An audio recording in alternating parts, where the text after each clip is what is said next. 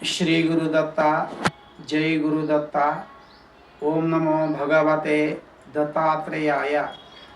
ऐश्वर्यस्य समग्रस्य धर्मस्य यशस्श्रियः मोक्षस्याथ वैराग्यस्य षण्णा भगईरितः।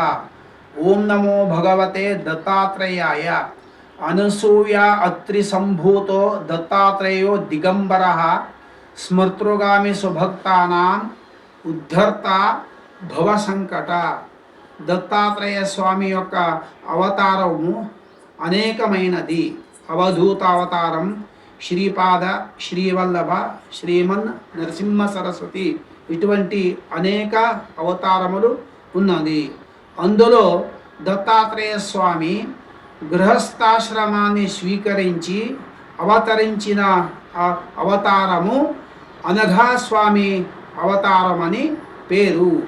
అనఘ అంటే నా అఘ, అఘ అనఘ పాపములు పోగొట్టేది. అఘ ఇత్యస్య పాప ఇతి ప్రోక్తం.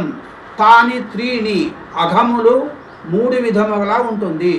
అంటే ప్రారబ్ధ కర్మ పాపము, సంచిత పాపం, వర్తమాన పాపం. ఈ మూడు విధముల పాపలను పోగొట్టేది అనఘావ్రతము.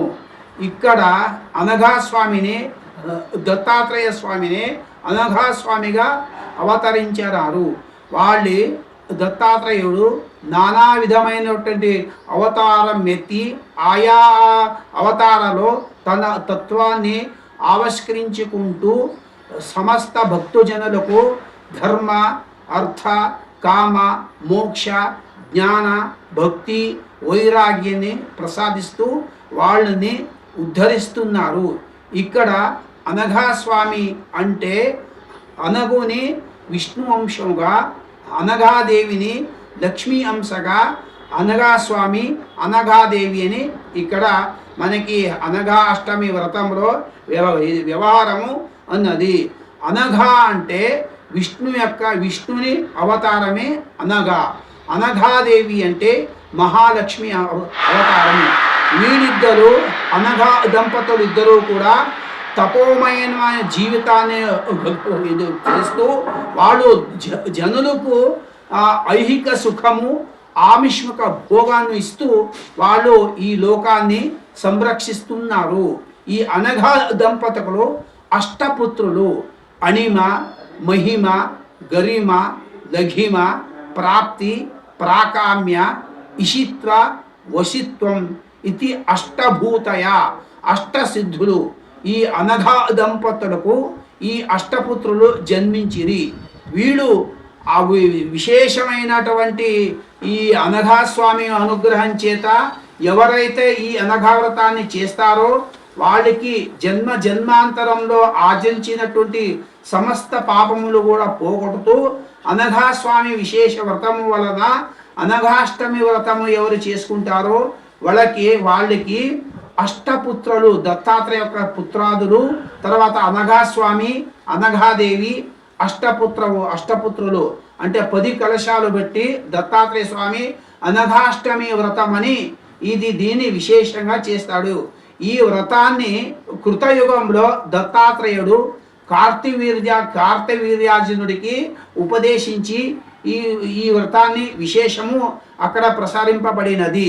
ఆ కార్తవీర్యార్జునుడు ఈ భూలోకంలో మార్గశీర్ష కృష్ణపక్ష బహుళ అష్టమి నాడు ఈ వ్రతాన్ని ప్రచారించి లోకంలో అందరికీ కూడా దత్తాత్రేయ స్వామి విశేషమైనటువంటి అనుగ్రహం పొందడానికి ఈ అనఘాష్టమి వ్రతం అని అందరూ చేసుకుంటారు. ఈ వ్రతం యొక్క విశేష ఫలము సంతాన సిద్ధి, కార్యసిద్ధి, వివాహ యోగ, శత్రుభయ నివారణ, ఆ తర్వాత ఈ లోకంలో అన్ని సుఖములు భోగించి తర్వాత ఊర్ధ్వలోకంలో ఆమిష్మిక సుఖం, ఆనందాన్ని ఇవ్వడానికి ఈ కలియుగంలో అనఘాష్టమి వ్రతకథ అనేది విశేషమైనటువంటి ఫలమిచ్చువంటి వ్రతము. ఈ వ్రతము ఈ కలియుగంలో ఎవరు చేసుకుంటారో వాళ్ళకి విశేషమైన దత్తాత్రేయ స్వరూపమైన అనఘాస్వామి, అనఘాలక్ష్మి అనుగ్రహంతో పాటు వాళ్ళకి ఈ సుఖభోగ భాగ్యాలు వచ్చి తర్వాత ఆనందమైన సుఖము పొందడానికి ఈ వ్రతము విశేషమైనటువంటి ఒక ఈ కలియుగంలో దత్తాత్రేయుడు భూమిలో ప్రచారం చేసినటువంటి అత్యుత్తమ వ్రతం అనఘా వ్రతం. హరి ఓం.